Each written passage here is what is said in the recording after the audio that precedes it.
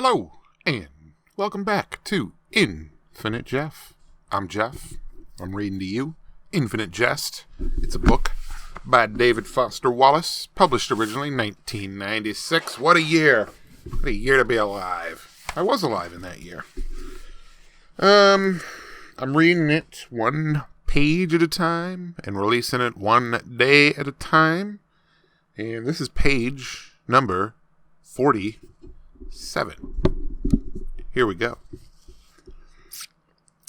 Disengage his head from the phylacterish bind of his mother's disembodied head, and he cannot. Last night's subject note indicates that at some point last night Oren had clutched her head with both hands and tried to sort of stiff-arm her, though not in an ungentle or complaining way. The note, not the stiff arm.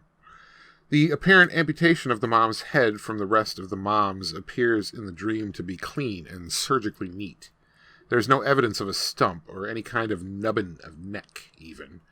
And it is as if the base of the round, pretty head has been sealed and also sort of rounded off so that her head is like a large living ball, a globe with a face, attached to his own head's face.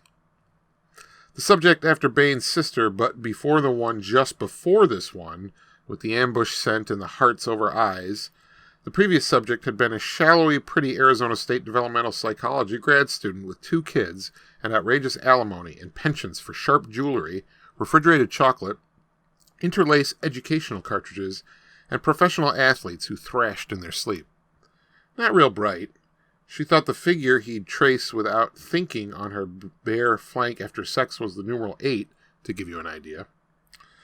Their last morning together, right before he'd mailed her child an expensive toy and then had his phone number changed, he'd awakened from a night of horror show dreams, woke up with an abrupt fetal spasm, unrefreshed and benighted of soul, his eyes wobbling and his wet silhouette on the bottom sheet like a coroner's chalk outline.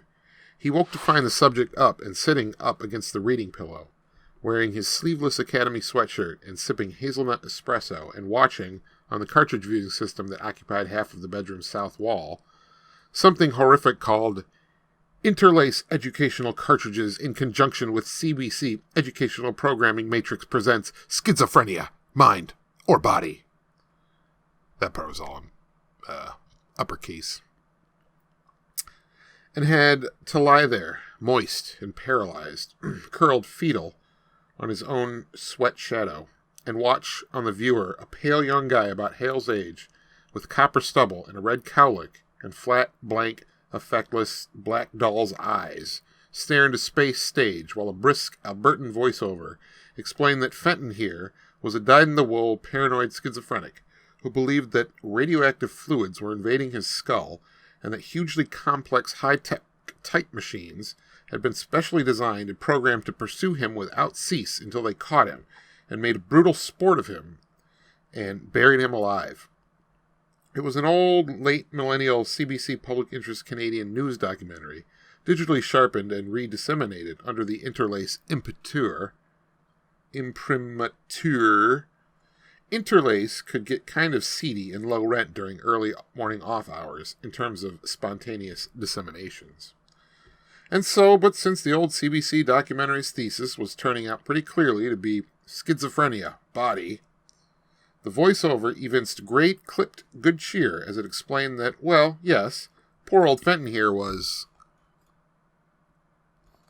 something. So we'll find out tomorrow. That was page 47. A good night.